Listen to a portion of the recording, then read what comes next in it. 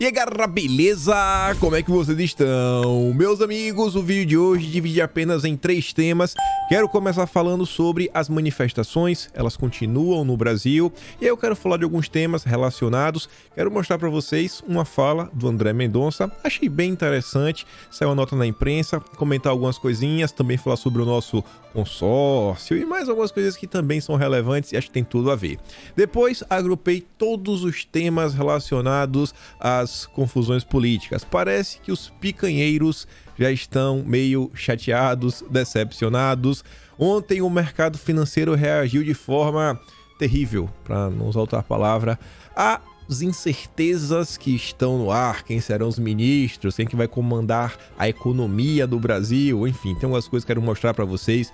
Nesse âmbito da política, tem uma notícia que saiu que eu achei extremamente interessante, uma fala do Ciro Nogueira sobre as lições que ele aprendeu com essa eleição. E eu acho que a maior parte de vocês vai achar que é bem interessante também. Não quero adiantar nada, quero também falar sobre a oposição, alguns apoios, quem que vai ficar amiguinho de quem, mais algumas coisas aí no meio que eu até sempre esqueci, mas enfim.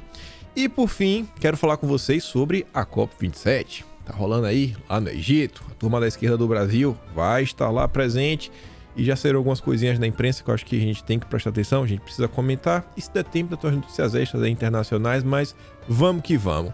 Quero começar aqui o vídeo só de uma forma leve, só para mostrar aqui para vocês uma coisa. O Antônio C. Costa, ele coloca na bio do Twitter que ele é teólogo, jornalista e ativista social, presidente da ONG Rio de Paz. É muita paz. Aí o Antônio Costa, em 6 de novembro, ele fala: acabei de ter o carro roubado em circunstância difícil. Não é só você que passa por contrariedade na vida. As tribulações são bem democráticas. Isso foi dia 6. Aí ele começou a receber alguns comentários. Não sei de quem, mas ele volta no dia 6, no final da noite, falando: falei hoje à tarde sobre o roubo do meu carro. Ouvi como resposta por parte de cristãos: faz o L. O que posso dizer? Uai, pode dizer, faz o L então, e fala que a picanha era apenas uma metáfora. Mas enfim, brincadeiras à parte, eu acho que cenas como essa iremos ver ao longo dos próximos meses, próximas semanas. E eu acho que isso aqui tem tudo a ver, porque o Brasil segue com manifestações, com protestos em diversas localidades. E o André Mendonça falou algumas coisas que eu acho que vão na linha de muito até do que eu falei previamente. André Mendonça diz que atos antidemocráticos devem ser respeitados desde que sejam pacíficos. Bom, ele não fala sobre ato antidemocrático.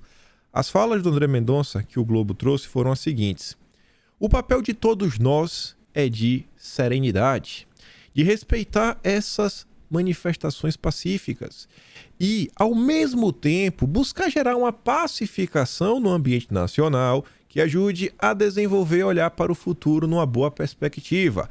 Logicamente que são ideais que às vezes se contrapõem no cenário eleitoral, mas precisamos agora sentar e trabalhar para ajudar o Brasil. Mais à frente ele diz, desde que sejam pacíficas e que respeitem direitos fundamentais das outras pessoas, sim, tanto se ele via uma certa legitimidade. Pessoal, o que eu vejo aqui no André Mendonça é o interesse seguinte, cara, a gente tem que tentar entender qual o clamor da população. Por que a população está tão insatisfeita? O que é que eles estão realmente reclamando? Eu acho que a grande questão que está na mesa é o medo da população brasileira de ver, sei lá, algumas coisas como o relato aqui do Antônio se tornarem frequentes. As pessoas estão preocupadas no fim do dia. Não é assim, Bolsonaro, não, acho que a preocupação das pessoas é com o Brasil. Acima de tudo, com o Brasil. A imprensa, né, o grande consórcio brasileiro, na maior parte do tempo, é só pau. Não tenta entender, não tenta conversar. Eu acho que às vezes falta, sabe, tentar criar essa linha de diálogo, de entendimento. Não taxar um grupo, vocês são isso, vocês são aquilo outro, etc. E acaba só gerando mais e mais confusão, mais confusão. Eu não sinto, sabe, uma boa vontade da imprensa tentar, não, vamos aqui, vamos ver se a gente resolve. Mas enfim. Ontem teve uma coisa que eu achei interessante também. Acho que a maior parte de vocês já devem ter visto. Teve uma certa repercussão. O ex-ministro Marco Aurélio Mello, ele comentou sobre a questão aí que envolve o Marcos Sintra e ele relata uma certa preocupação. Acho que não, a gente pode ver, às vezes tem alguns outras ferramentas, alguns outros caminhos, né? Que quem sabe, às vezes tira a postagem naquele momento, dá uma olhada, tentar realmente entender qual foi o processo, abre um processo administrativo, tentar entender quais foram as motivações, se realmente o cara tá agindo, sabe, para causar tumulto ou não. E a gente tá vivendo um momento que, acho que assim, mais e mais pessoas estão se questionando sobre algumas coisas. O Marco Sintra, só para mostrar aqui também, né? Ele teve seu contrato encerrado com o União Brasil, questionamento do economista, né? Acabou que ele perdeu um contrato na área tributária avaliado em R$ 45 mil. A Rosiane de Oliveira é uma jornalista que não é bolsonarista mesmo. Ela escreve no Gauchá. Ela tá falando aí que, acho que o judiciário como um todo, de assentar, pensar, uma reflexão, né? Reflexão um pouco mais profunda. E ela recebeu um comentário, que depois ela responde assim publicamente, né? Com um comentário, dá um RT o comentário, que é da Elisiane da Silva. Eu acho que faz uma pergunta, também é justo se questionar. A Elisiane diz, já que você tá aí falando que não deveria, sabe, banir pessoas das redes sociais como um todo, apaga uma postagem aqui, faz aquilo outro. E ela pergunta, como combateremos as fake news então? E aí ela responde a Rosiane mais uma vez falando o seguinte, Elisiane, querida, vamos com calma. Dá para mandar excluir o post, carimbar como fake news, mas derrubar o perfil de deputados, mandar a polícia ouvir em 48 horas, isso pode levar a um certo exagero. A imprensa desmente as fake news e expõe a ignorância de quem as dissemina. Eu realmente não consigo acreditar que as pessoas fazem, sabe, de malvadeza, de safadeza. Não, vou fazer aqui só para tumultuar, só para causar problema. Acho que a gente tá vivendo um período muito, muito complicado, muito tenso. Esse tweet aqui eu trouxe para vocês, para comentar um pouco sobre, posso falar, né? Os comportamentos que estão acontecendo nesse momento. Eu acho que as pessoas estão se deixando levar tanto, às vezes, pela emoção, o calor do momento. Eu sei que é difícil. É o futuro do país inteiro. Tá aí na mesa. Mas, gente, peço vocês, como sempre, olha isso daqui. @Luciano Avan. Qual o nome do perfil? Luciano Hang. Com a foto que o Luciano Hang costumava utilizar. E escreve o seguinte: amigos, estou voltando. Peço que deem RT nesta publicação. Seguirei todos de derem retweet aqui. Nem escrever direito, escreveu, com erros de português. Essa postagem já conta com 25.800 compartilhamentos, retweets. Esse aqui, o print eu bati ontem, devia ser umas 7 da noite. Essa conta já tinha mais de 16 mil seguidores. E por que eu quis trazer isso daqui para comentar com vocês? Pessoal, a boa vontade, às vezes, das pessoas de direita, falar, o cara voltou isso, vamos ajudar. Nem todo mundo age realmente com interesses nobres. Quem garante que essa conta realmente é do Luciano Hang? Eu vou valendo para vocês, não é. Sabe com base no quê? O próprio Luciano Hang denunciou essa conta. As pessoas começam a seguir essa conta. Daqui a pouco uma conta dessa tem 20, 30 mil seguidores. E se a pessoa por detrás dessa conta for uma pessoa da oposição, for uma pessoa da esquerda, passa 2 semanas, ele muda o nome, ele muda a arroba dele, e aí agora a direita criou uma conta grande e entregou de bandeja para a oposição. E uma conta que a bolha dessa conta de oposição são pessoas da direita, o tempo todo jogando conteúdo da oposição. Então, pessoal, o calor do momento, a emoção, é um tipo de comportamento que está o tempo todo. As pessoas, e eu estou percebendo, tem gente, aí já é outro tipo de calor do momento que eu não sei como descrever, mas eu acho também que tem gente tirando vantagem. Isso me deixa, assim, bem triste. Vantagem em qual sentido? Eu tô vendo pessoas que eu falo assim, cara, Bolsonaro ele não deu nenhum pronunciamento. Tem gente pegando o vídeo de Bolsonaro antigo, colocando a data de ontem, de anteontem, divulgando nas redes sociais, só pelo like, só pela curtida, só pelo engajamento. Eu acho que tem algumas coisas também que precisa ter assim, você tem que estar numa condição para você poder falar. E qual condição seria essa? Por exemplo, como é que eu, aqui da Austrália, posso falar para a pessoa, falar o seguinte: faça uma greve geral, faça isso, faça aquilo outro. Tem pessoas que não moram no Brasil, tá com o burro na sombra, né? Como o pessoal diz, com água gelada do lado ainda, né? Numa boa, incentivando o brasileiro a faça isso, faça aquilo outro. E a mesma pessoa da segunda-feira tá lá no bem bom. Ele pode trabalhar, porque ele tá levando informação para você. Eu tô vendo muita coisa acontecer.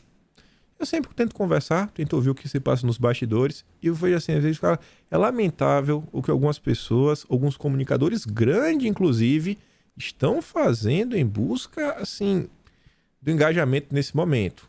Utilizando da emoção das pessoas que estão preocupadas com o Brasil, vamos jogar para cima. Jogar para cima. Aquele discurso meio tenso, agora vai, tenho aquela informação, mas não posso revelar ainda, segundo minhas apurações. Gente, o momento é de cautela, de responsabilidade, de parcimônia. Eu sei que sou chato com isso, mas eu já vi esse filme várias vezes. Várias vezes. Falar Bolsonaro, gritar Bolsonaro nas redes sociais, dá engajamento. Vocês me viram aqui levantar suspeita se o Lula tá bem ou se não tá bem. Quantas pessoas aí passaram o final de semana curtindo em cima do possível estado de saúde do Lula? Pro Lula aparecer agora. E aí agora? E aí agora? Valeu a pena a piadinha? Aquele eleitor mais ao centro, aquela turma mais à esquerda, ela olha para agora, pra sua direita, Rafa, isso daí e fala, ó, mais um maluco, delirando. Agora tá inventando isso daí. Realmente, essa turma vai ficar fazendo fake news. Então eu digo, é muito fácil, mas eu falo, cara, eu acho que eu tô aqui para trazer algumas reflexões e mais do que isso, trazer notícia. Quero trazer notícia. Uma coisa que eu acho que é notícia e uma reflexão que eu acho que também encaixa muito bem nesse momento é a gente também tentar entender como é que a gente chegou nesse ponto. Um dos principais responsáveis por tudo que a gente está passando é a turminha do MBL. Foram os liberais, foi a turma woke que fez isso daí. Vocês lembram da Lei Kim das fake news? Kataguiri bateu no peito, fez o que podia e o que não podia para aprovar isso daí. 11 de novembro de 2019. Com veto derrubado, lei prevê punição para quem divulgar fake news nas eleições. Começou com o Kataguiri. Ele peitou isso daí.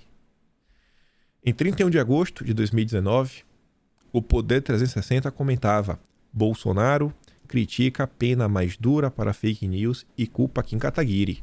Agradeçam ao Kim Kataguiri.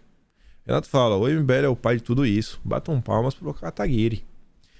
Em 2019, um ano antes, o Partido Novo pediria ao Tribunal Superior Eleitoral que os juízes eleitorais tenham poder de polícia para também ver essas questões, fake news, desinformação.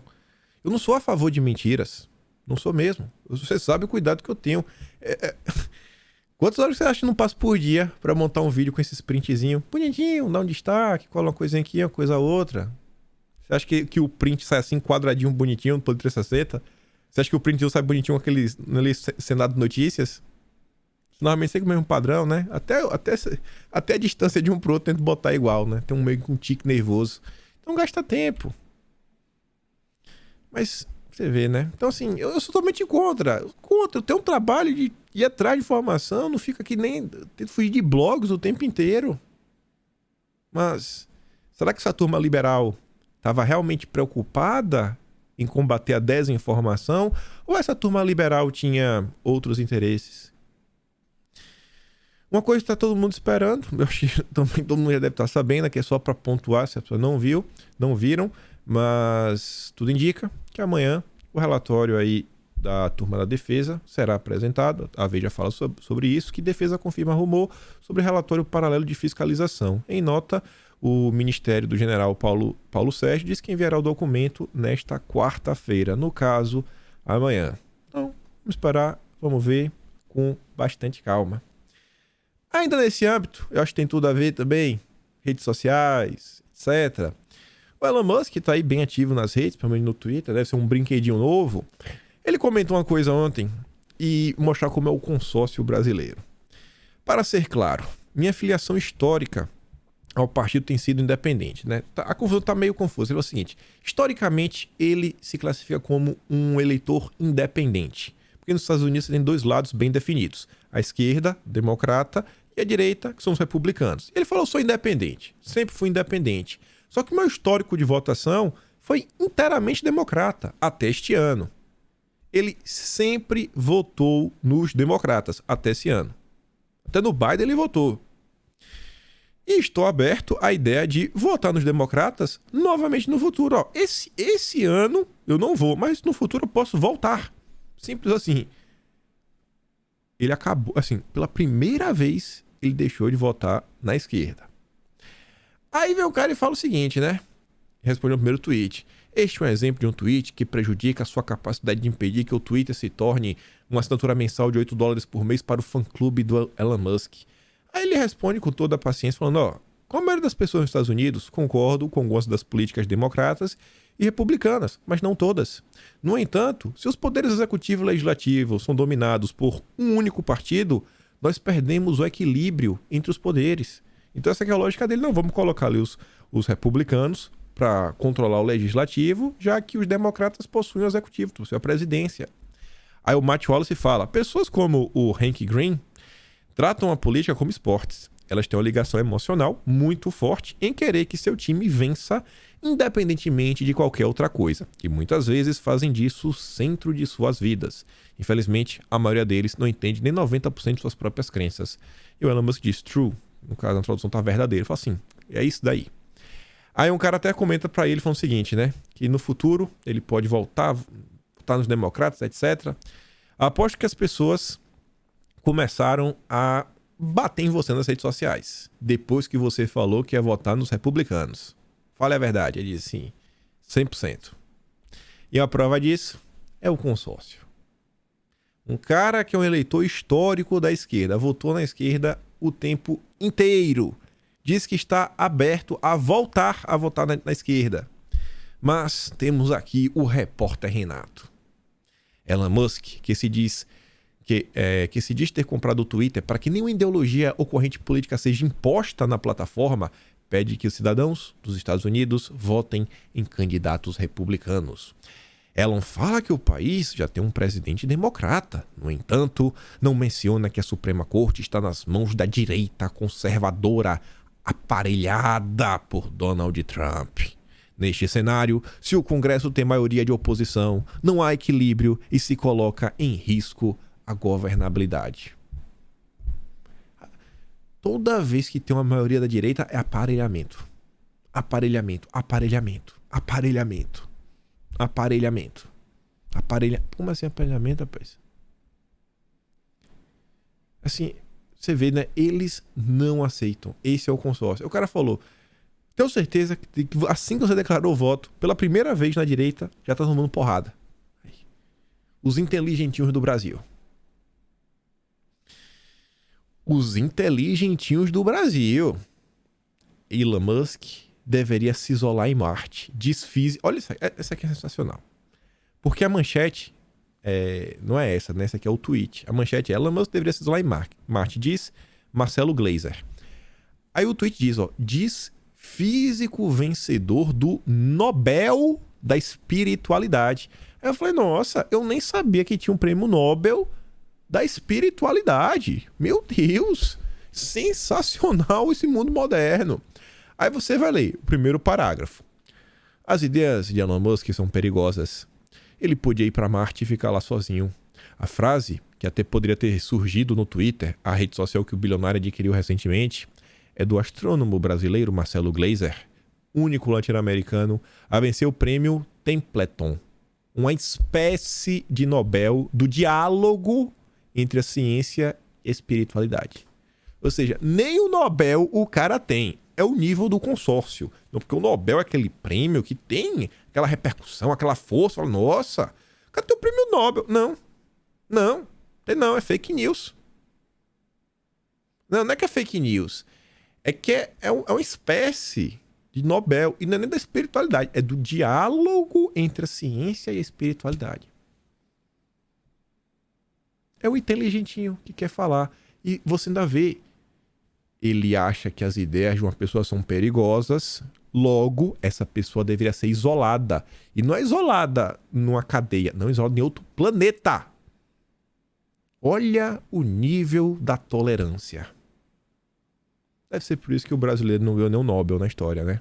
É muita lacração e pouco conteúdo. Mas vamos falar de política. Vamos falar de política que tem muito picanheiro passando vergonha na rede social.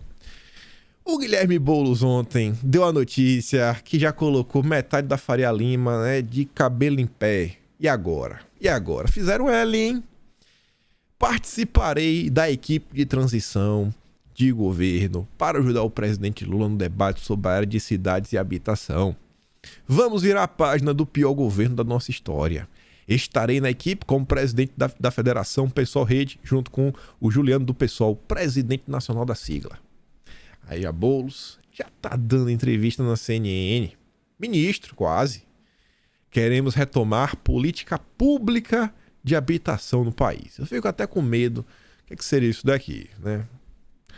O governo entregou mais de 1.200.000 casas, residências, né, para as famílias ao longo desses 4 anos. Eu acho que a política pública de habitação ela nunca desapareceu. Nunca desapareceu. Mas o consórcio não contava. E agora tá a turma aí, né? Retomar. O que seria retomar? Não sei. Não sei. E esse não saber tá gerando alguns probleminhas no ar. O não sei. As especulações. A gente já vai chegar lá. O Cláudio Dantas soltou uma nota sobre vários nomes cotados para assumir ministérios. Tem cada um melhor que o outro, mas eu só quis trazer 2. O próprio Boulos poderia ser ministro das cidades. Ministro das cidades.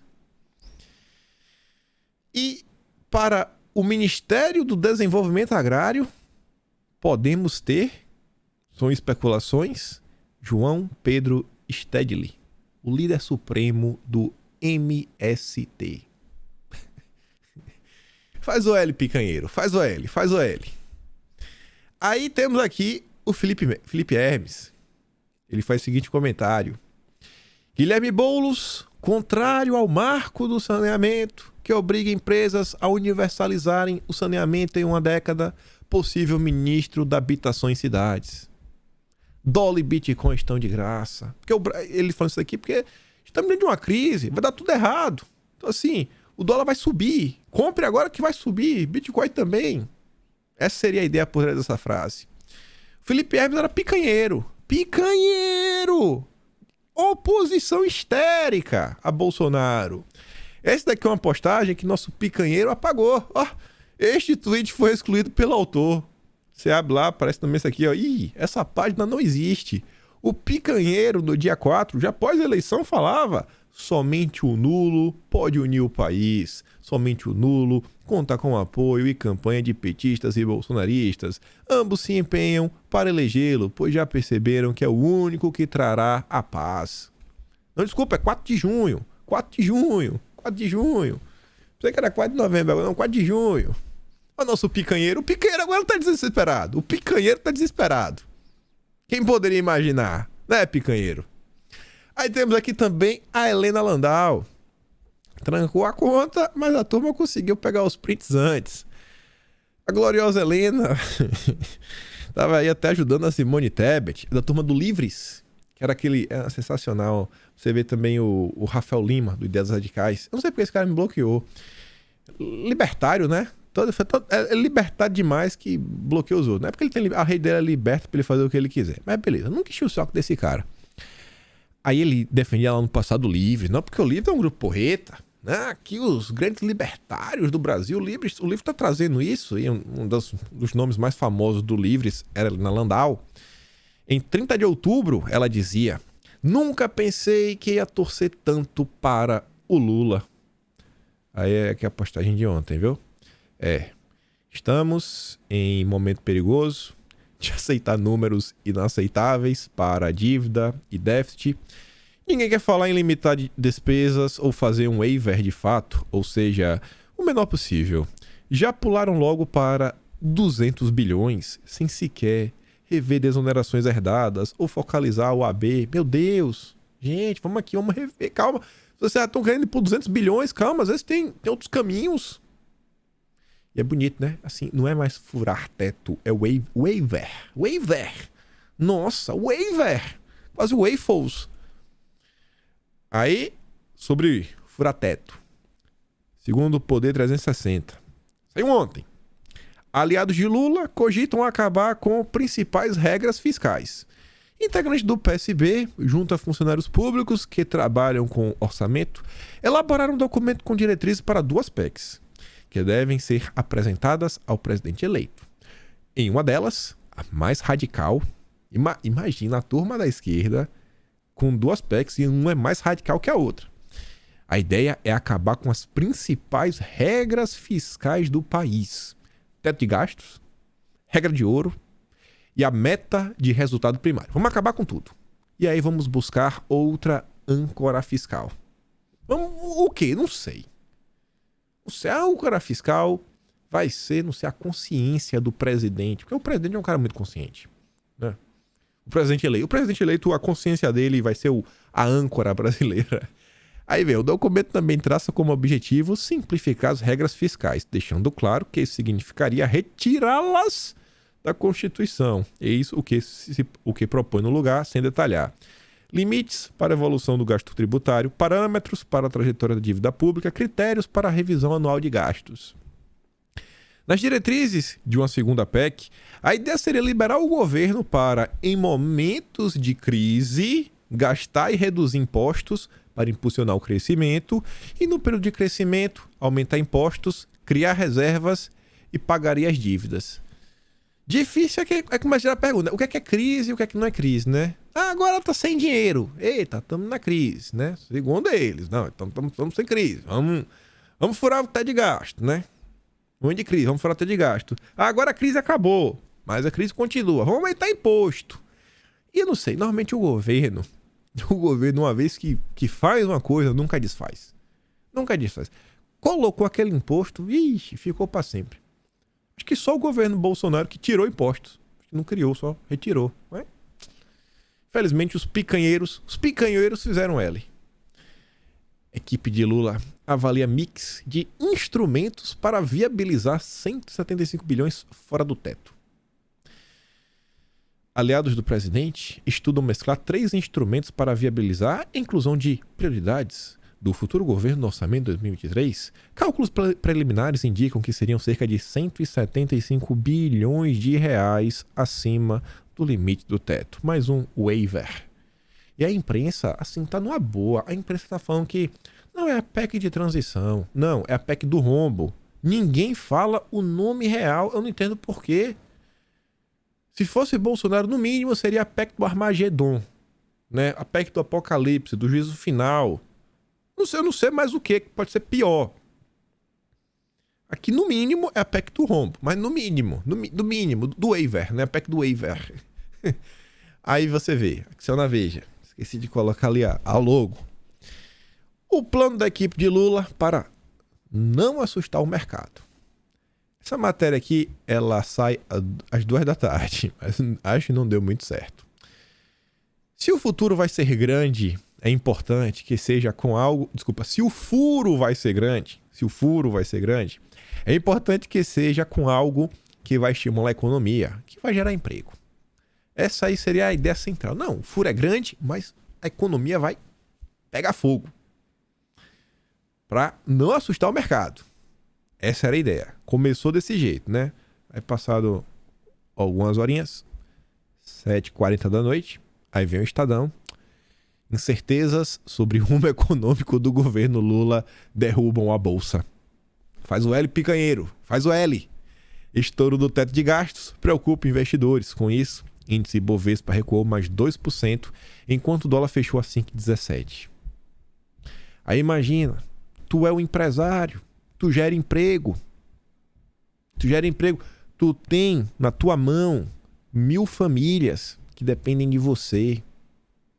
A bolsa começa a derreter, o investimento começa a sair, esses mil empregos começam a ficar, né? Ó, a mão começa a tremer. Você fala, eita, para, a mão tá tremendo, tá tremendo. E quando treme, às vezes, um ou outro cai, né? Aqueles 1.000 já cai por 950. Então, assim, essas brincadeiras, essas variações no mercado, a depender do que for, ela começa a impactar todo mundo. Não é só a empresa que tá caindo, não.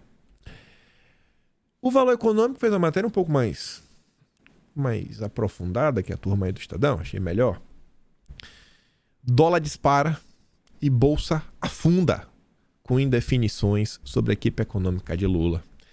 Declarações de Henrique Meirelles, dizendo que não é candidato a ministro da Fazenda e possibilidade de Haddad assumir cargo, deixam investidores cautelosos. Se fosse Bolsonaro, estaria assustados, chocados, desesperados.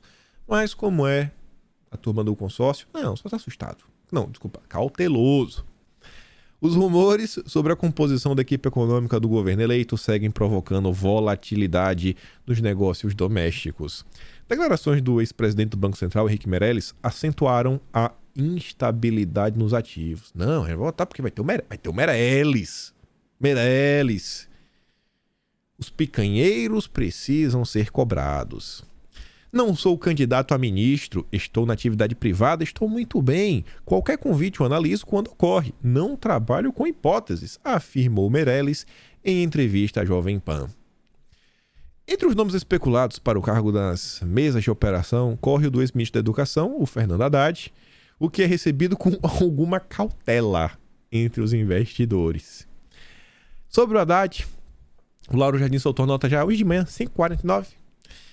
A operação casada para tentar tornar Haddad um nome mais palatável ao mercado financeiro. Veja só, o ministério que lida com a economia, o dinheiro das pessoas, o dinheirinho. Ser humano e dinheiro é uma coisa que vocês já viram, né? Por mais que a pessoa tente ser um pouco abnegada, todo mundo se preocupa com o cacau no bolso. Até então, todos os nomes que estamos vendo ser colocados na mesa são de políticos. Nós estamos vendo técnicos sendo cogitados para assumir ministérios. Quem sabe no segundo escalão. Quem sabe. E não existe nenhuma cobrança por parte do consórcio. Pelo contrário, o consórcio descreve a importância de ter políticos nos ministérios por causa das articulações. Não, precisa de técnico. Não é momento para técnico, é momento para articulação, político, com o consórcio passando aquele pano, né? Vixe, todo encerado já. Fernando Haddad é o favorito para ocupar o Ministério da Fazenda se a escolha dependesse da cúpula do PT. Tem pessoas muito próximas de Lula sonhando com Armínio Fraga para esta posição, embora nenhuma sondagem tenha sido feita até agora. Numa palavra, seria uma espécie de operação casada. Aí qual seria a ideia para tentar tornar o Haddad mais palatável? O nome nem tão agradável ao mercado, no caso o Haddad, ao lado de outro bastante afinado com a Faria Lima para compor a área econômica. E se não for o Armínio, uma solução que, à primeira vista, parece pouco factível, a ideia é um nome com esse perfil. Teve alguém que fez uma brincadeira ontem, eu realmente queria lembrar, falar o seguinte: Haddad é um caso muito curioso. Quanto mais vergonha ele passa nas urnas, mais ele cresce na vida. Mais ele é recompensado. Ele sempre perde nas urnas e é recompensado depois. Aí veja como são as coisas, né? O Brasil, os picanheiros são demais. O Thiago Negro perguntou no seu Twitter para as pessoas: vocês gostam de Haddad como ministro da Fazenda? E eu vi esse comentário aqui, eu fico me perguntando o que é que passa na cabeça das pessoas. Eu queria entender o que passa na cabeça da Nandi. Gosto do Haddad. Me parece sério. Me parece. Parece. Melhor julgar o trabalho depois de ser feito. Paulo Guedes estourou o teto para tentar eleger o mito e periga ainda ter ouvido o desaforo do mito na reta final de campanha. As contas do governo. Coloca assim no Google. Contas do governo. Superávit. Coloca essas duas palavras. Contas do governo e superávit. Veja a mágica acontecer perante os seus olhos. Vamos ver se Paulo Guedes mandou bem ou não. Você tá falando... Assim, gente, não tem como pensar um mundo sem economia. Não tem como. É uma área que não dá pra ter aventuras. Não dá. Até porque a economia, quando quebra, pra voltar, meu Deus. O pensamento de um picanheiro é, não, Aí vamos colocar o Haddad. E a gente julga pelo resultado. Aí depois, se quebrar, realmente deu errado. Mas como assim, minha filha? Tá de brincadeira. Uma coisa é você colocar numa pasta, sei lá, turismo, esporte, cultura. Que se tiver um impacto, tem um impacto, mas é um setor. Você tá falando da economia. Os picanheiros são demais. Aí você vê essa questão da Haddad, né? Que até o Cláudio Jardim diz: mercado, alerta petistas, relevância do segundo escalão, de novo Ministério da Fazenda. Tem que colocar os nomes técnicos aí, viu? Tem que colocar os nomes técnicos, porque só tem político. O Renato pergunta: a Faria Lully ficou sem as vagas? Ficaram sem as vagas? Aquele carguinho desejado ficou para trás? Faz o L, picanheiro. Petrobras. O alerta de analistas para os mega dividendos podem ter sido os últimos. Pessoal, eu pergunto a vocês de coração: vocês acham mesmo que a rejeição a essa turma não vai aumentar? Vocês acham que a rejeição a essa turma nos próximos meses não vai aumentar? Vocês acham que a população vai aturar com um sorrisinho de deboche na cara porque a democracia venceu? Não vai. Mas não vai de jeito nenhum. Mas de jeito nenhum. De jeito nenhum. Mas me perdoa. Bora ver como é que vai ser esse governo. O Estadão soltou de manhã o seguinte: parlamentares estão preocupados em dar cheque em branco a Lula. Enquanto aliados de Lula discutem o valor do estouro no teto de gastos a ser previsto na PEC do rombo, não é da transição, é do rombo, nome certo, congressistas começam a formar opinião de que não deve prosperar uma tentativa de ampliação excessiva de despesas. O relator do orçamento, Marcelo Castro, tem recomendado que só devem ser incluídos gastos considerados imprescindíveis e inadiáveis, ou seja, que não pareça que o Congresso está dando um cheque em branco para gastar à vontade. E por que ele está falando isso daí? Você acha que a população não vai apontar? Não vai botar o dedo na cara? Você acha que alguém vai apanhar sozinho? Não, vamos só culpar o cara? Não. Você acha que o Felipe Neto não vai ser cobrado? O Danones, esses artistas todos aí não vão ser cobrados? O consórcio? Vai ser todo mundo cobrado. Todo mundo cobrado. Esse, inclusive, é um dos motivos que eu acho que esse governo não vai conseguir fazer grandes aventuras. Vai fazer, com certeza, algumas coisas aí que a gente vai botar a mão na cabeça e falar: meu Deus do céu, proteja o Brasil.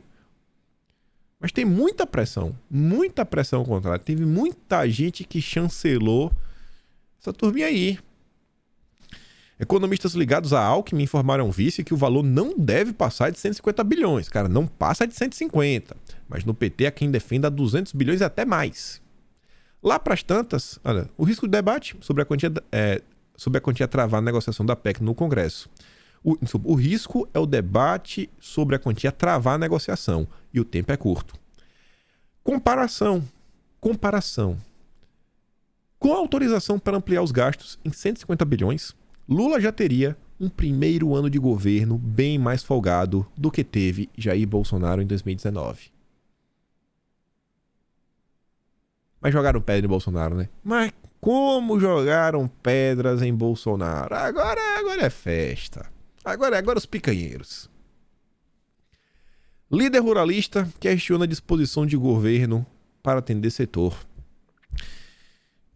O Barba enfrentará resistência de ruralistas abrigados em partidos que devem compor o novo governo, como o MDB. A gente já comentou sobre isso. Por mais que tenha alguns partidos aí que se juntem, não é unanimidade, né? Dentro do partido tem pessoas que não vão apoiar. Dentro do MDB tem pessoas que são mais à direita. Dentro do União Brasil tem pessoas mais à direita, do próprio PSDB, do próprio PSD do Kassab. Vamos falar do Kassab hoje. Embora a equipe do PT avalie que o pragmatismo pautará esse relacionamento, o presidente da Frente Parlamentar da Agropecuária, FPA, o deputado Sérgio Souza, do MDB do Paraná, disse não acreditar na disposição de Lula de atender às demandas do setor. Souza não é voz isolada. As bancadas do MDB no Rio Grande do Sul e no Paraná e no Centro-Oeste podem ser as mais refratárias ao diálogo com Lula num primeiro momento. Mas vai ter oposição. Esse governo não vai ter vida fácil. Não vai, não vai, não vai, mas não vai. Algumas coisas vão avançar, com certeza. Mas vai ter muita oposição. Sobre o processo aí de transição, olha que equipe. É o quadrado mágico da Copa de 2002. Geraldinho, Aloísio, Floriano e a Gleice. Aloísio coordenando os núcleos temáticos. 28 núcleos temáticos. É mais tema que você nem quer saber. Gleice para tratar de relações institucionais do partido. Ela aí vai conversar com o Kassab. Vai conversar, acho que hoje. Kassab, Baleia Rossi. Só ela é o partido. Ela que faz o institucional. PT com partidos. E o Floriano para lidar com o processo administrativo. Então lá, a transição de governo terá 4 coordenações. E Janja comandará cerimônia de posse de Lula. Vai ser lindo, hein? Ave Maria. Vamos ver como é que vai ser. Eu quero ver como é que vai ser isso daí em janeiro. A turma, os picanheiros, né? Cubanos que ficaram no Brasil pedem retomada do Mais Médicos. Sem brincadeira nenhuma. Pessoal, se esse programa voltar, vocês acham que esses médicos cubanos, né, entre aspas, não dá pra realmente saber se eles são médicos, vocês realmente acham que existe alguma chance dessa turma ser, sei lá, contratada? Vocês acham que, assim, ó, como muitos deles não podem voltar a Cuba, já que foram penalizados, no caso deserdados, por não terem retornado, e não podem praticar medicina no Brasil, fora do âmbito do programa, pois estes documentos necessários para a avaliação do diploma ficaram em sua terra natal, esses médicos têm sobrevivido por meio de trabalho no mercado informal como motorista de aplicativo ou ambulantes. Você acha que esse programa voltando, pessoas que foram deserdadas pelo regime cubano, você acha que eles serão reintegrados? Nenhuma chance. A não ser que eles não tenham sido deserdados. Tenham ficado no Brasil, né, em banho-maria, observando o que é que está acontecendo, mas eu acho que com certeza foram deserdados. Tentaram dar um migué para ficar no Brasil. O pessoal não quer voltar para Cuba. É assim, é uma esperança que não volta. Agora, que essa questão dos mais médicos foi colocada aí na mesa durante o pleito, isso aconteceu. Isso aqui é importante. Importante. E já tem que começar a ser cobrado. O nosso ex-ministro Tarcísio jamais teria sido eleito para qualquer coisa. Se não fosse Bolsonaro. Se não fosse Bolsonaro, o Tarcísio nem existia, que era Tarcísio na fila do pão. Ia ser mais um funcionário lá, mais um técnico. O Tarcísio ganhou toda a nossa confiança. Colocamos o Tarcísio lá, o Estado de São Paulo elegeu o Tarcísio, aí vem agora o Kassab, que colocou o vice dele na chapa. E o Kassab quer pegar toda essa confiança que foi depositada e levar para outro lado. O Kassab quer trair. Olha só, não é nem janeiro, nem virou ano. O Tarcísio nem assumiu. E o Kassab já quer trair o Tarcísio. O Kassab já quer trair o Tarcísio. Eu acho que nesse momento aqui, sabe? Se o Kassab me falar que ele não vai ser oposição, não. Se ele compor, acho que o Tarcísio deveria entrar com impeachment do vice da chapa dele, né? O Ramu, alguma coisa dessa, que não tem condição. PSD vai dar voto de confiança em Lula? Tá maluco. Tá bebendo água da privada, só pode. Não tem condição. Depois de tudo que esse cara recebeu. Cara, assim, é você ter um pouco de coerência. O maior governo do estado, assim, o maior dos governos estaduais, né, que está de São Paulo, o cara conseguiu colocar a vice. E o cara já vai trair. O cara já vai trair o Tarcísio. Trair tudo que ele tá ganhando. Não, vai lá, vou dar um voto de confiança. Que é o que Kassab, né? A gente não pode... Ninguém controla outro ser humano, mas esse é o Kassab. Esse é o Kassab. Quem que você acha que esse cara votou no segundo turno, hein? Quem que vocês acham? Por outro lado, falei que tinha uma nota que eu achei bem interessante. E eu acho que o Kassab deve ter um pensamento similar, mas deve estar cortando pro outro lado, né? Vai lá dar bom dia pro Lula. A lição que Ciro Nogueira tirou da eleição de 2022. Desde o fim da eleição, o ministro da Casa Civil, Ciro Nogueira, tem dividido uma reflexão com aliados sobre o último pleito.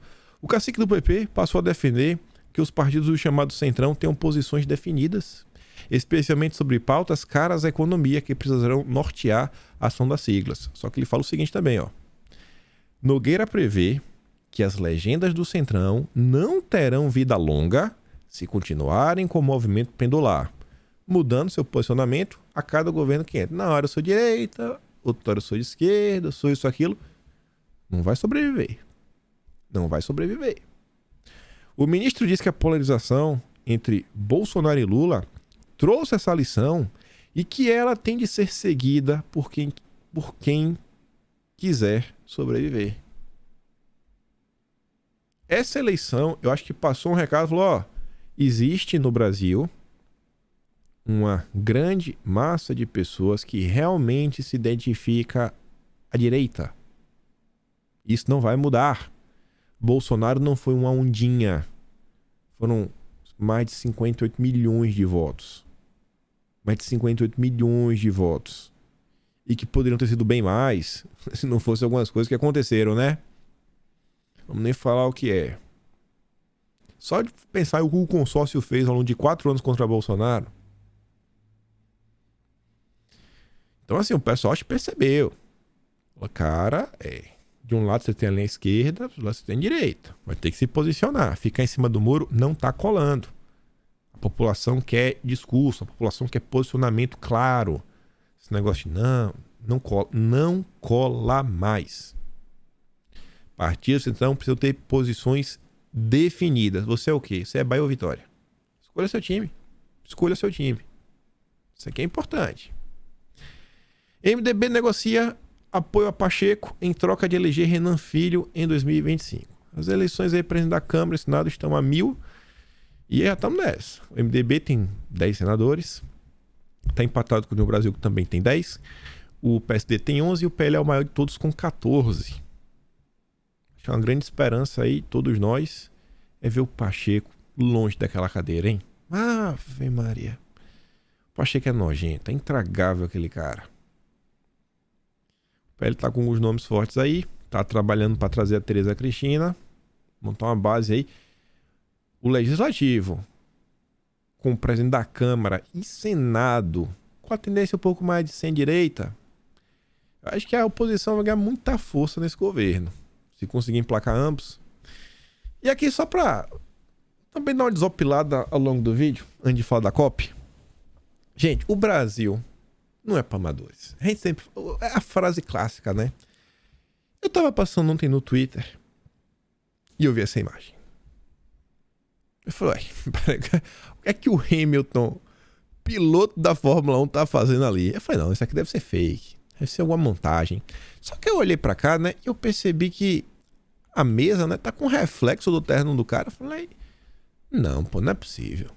Entrega do título de cidadão honorário a Lewis Hamilton. Aí eu fui pesquisar. É verdade. Lewis Hamilton ganhou homenagem na Câmara e lota plenário em segunda atípica. O Brasil pegando fogo. Fogo. Manifestação pra tudo que é lado. A rede social pipogando. E a Câmara? A Câmara tá dando o título de cidadão pro Hamilton. Pro Hamilton, Luiz Hamilton. Inacreditável. O Metrópole falou, Arthur Lira chama o Hamilton de heptacampeão e é corrigido por torcedores no plenário da Câmara. É octacampeão. Oficialmente, o piloto britânico tem 7 títulos, mas deve ganhar o 8º. E ele tá a foto ali da Câmara, quantidade de gente lá, pra ver o Hamilton. Ah, Brasil. Tem até um jovem aqui, ó. Quer saber quem é esse rapazinho aqui que tá na Câmara? Deve ser o filho de algum parlamentar. Não, vamos ver o Hamilton. E o Brasil pegando fogo. Vamos dar um título pro Hamilton. Olha, tem horas que dói, viu? Tem hora que dá uma raiva da classe política brasileira. Que você fala assim, as pessoas parecem que não se importam com o Brasil. São algumas preocupações que não fazem sentido nenhum. Mas nenhum. Não some nada, soma 0. Mas vamos lá. Sobre a COP27. Isso aqui é importante demais, gente. Mas demais a questão da COP. Não é mais um evento qualquer, não. O mundo todo tá lá. Representantes, líderes. E já tem gente aí andando falando algumas coisas que estão me preocupando. Uma é a chefe do FMI, aquele banco aí que todo brasileiro já deve ter escutado alguma vez na vida. Chefe do FMI diz que preço de carbono a $75 por tonelada é necessário até 2030. É necessário. Lá vai. A menos que precifiquemos o preço de forma previsível em uma trajetória que nos leve a pelo menos um preço médio de $75 por tonelada em 2030, simplesmente não criamos um incentivo para que empresas e consumidores mudem. Você tem que colocar um preço, deixar as coisas mais caras. Você é consumidor, isso aí tem carbono, hein? Vai ser mais caro. O problema é que o pobre, ele normalmente vai no mais barato. E o mais barato, eu acho que, não sei porque tem uma coincidência, o mais barato sempre emite carbono. Então isso aqui vai acabar aumentando o custo de vida para o pobre. Mas você vê, né? O interesse é forçar uma mudança comportamental através do dinheiro. Enquanto algumas regiões, como a União Europeia, já precificam o carbono acima desse nível, preço de referência da União Europeia é cerca de 76 euros a tonelada, outras regiões, como o estado americano da Califórnia, veem os subsídios do carbono sendo vendidos por pouco menos de $30 a tonelada. O problema é que em muitos países, não só países pobres, em todo o mundo, a aceitação da poluição de preços ainda é baixa. Até os pobres vão ter que colocar isso daí, viu? Vamos ter que compensar o carbono, todos nós. Mas Georgieva disse que existem diferentes rotas que um país pode seguir. É improvável que o segundo maior emissor do mundo, os Estados Unidos, por exemplo, estabeleça um preço nacional para o carbono. Por quê? Dada a forte oposição política aos impostos sobre o carbono e aos sistemas de limite e comércio. Sistema colocar limites. Precisa explicar? Não. Por que lá tem uma forte oposição? Porque os legisladores de lá, os parlamentares americanos, eles estão engajados nisso daí. Não é um assunto novo para eles. E no Brasil? Onde estão os nossos deputados? Fazendo compra no outlet em Miami. Tem alguns que estão fazendo isso mesmo. Enquanto fingem que lutam pela liberdade. Vamos fingir que ninguém está sabendo de nada. Ela citou a proposta do FMI de um preço mínimo de carbono.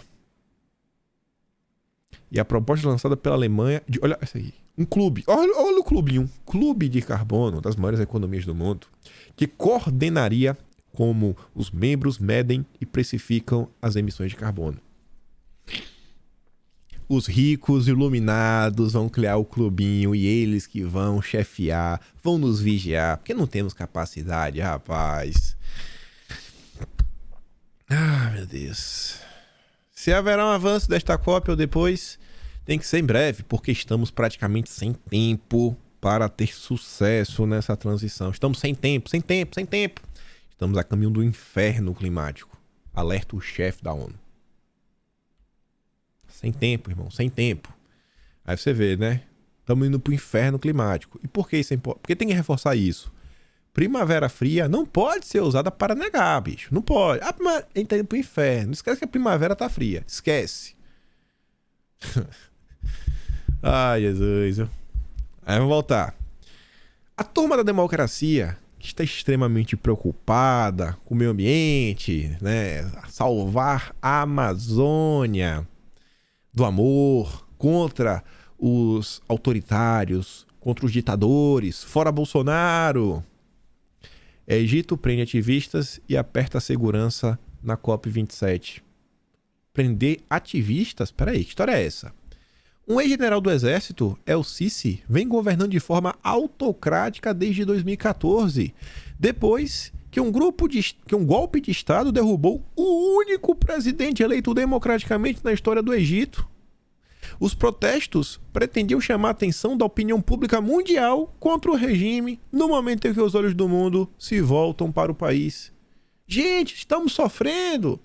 Não temos democracia aqui. Tem iluminista brasileiro, talvez o maior iluminista brasileiro esteja lá nesse momento, que ele vai. Está confirmado, o maior iluminista brasileiro estará na COP. E agora? A turma da democracia fecha os olhos. A maior convenção do meio ambiente do mundo está sendo feita em uma ditadura. Meu Deus. Meu Deus, meu Deus, meu Deus. Olha o sorriso no rosto do Macron encontrando o Maduro. Essa aqui é uma foto oficial que o Maduro colocou. Eles trocaram um papinho rápido. Como estão as coisas por lá? Macron pergunta a Maduro. Essa jornalista fez colocar, você vê as fotos, né? O pessoal bem contente, sorridente. O grande Maduro. E o diálogo. Só quero mostrar para vocês 3 momentos do diálogo. O Maduro fala pro Macron, em determinado momento do vídeo, o seguinte: nós temos bons amigos em comum. E o Macron responde: o continente está colocando... Tá se consertando, né? Tá botando as coisas juntas de novo. Eu não sei o que o Macron quer falar, né? A esquerda voltou? Seria isso? Aí lá pra frente o Macron fala: o presidente da Argentina e da Colômbia vai estar em Paris esses dias, Maduro. E lá na frente ele depois volta e fala: presidente, eu vou te ligar. Assim que isso aqui terminar, vou te ligar. Vamos ser amigos? Dar as mãos, 1, 2, 3. Quem errar o passo perde a vez, Maduro. Essa é a turma da democracia, pessoal. Que tá de amizade com o Maduro.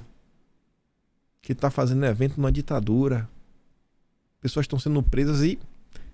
Olha o sorrisão do Macron. Olha o sorrisão do Macron. Aquele sorriso daquele cara que fuma um cigarrinho e toma um café depois.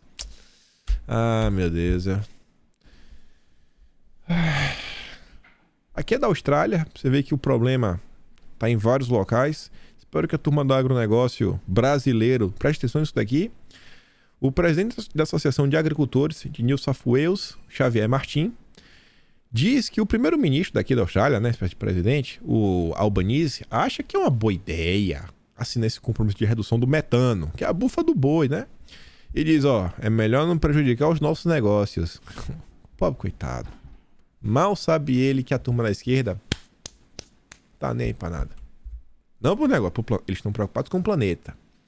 E para chegar ao fim, Coalizão Negra por Direitos debate racismo ambiental na COP27. Para eles, esse debate, né, deve estar no centro da negociação climática. E o que ainda não encontra ampla adesão, ou ainda é negado pelos movimentos ambientalistas, a ideia é amplificar a urgência dessa pauta, uma vez que as mudanças climáticas afetam diretamente os territórios periféricos. Racismo ambiental, segundo o movimento, é discriminação racial nas políticas ambientais no cumprimento dos regulamentos e leis. É discriminação racial no escolher deliberadamente comunidades de cor para depositar rejeitos tóxicos e instalar indústrias poluidoras.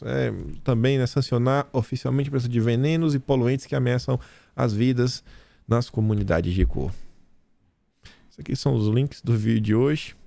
Vocês podem ver quais são as grandes preocupações aí da turma da esquerda. Entendo, não vou falar que elas são mentiras, não existe, mas eu acho que nesse momento o Brasil tem que realmente garantir que nossa economia continue pegando tração. Neste momento que o mundo está vivendo, que não está fácil, inflação generalizada ao redor do mundo, problemas sérios acontecendo, mas não sei, né? O Brasil vive momentos de incerteza. Enfim. Espero poder voltar amanhã com notícias boas para comemorarmos alguma coisa, dar alguma risada. Mas, no mais é isso. Hoje, mais tarde, temos live lá no Quinto Elemento. Nossa análise semanal aí dos principais eventos da política. Tentar colocar em perspectiva, ver se fala mais de alguma coisinha ou outra, de forma um pouco mais aberta. E vejo vocês lá. Primeiro link aqui na descrição. E é isso. Com fé em Deus. Vou poder ver vocês amanhã de novo. Quem gosta do meu trabalho, pode assinar do canal. Tem aqui embaixo o botão de valeu, tem um peito na descrição. E no mais é isso. Aquele grande beijo, abraço, tamo juntos. Valeu, meus amigos. Fui.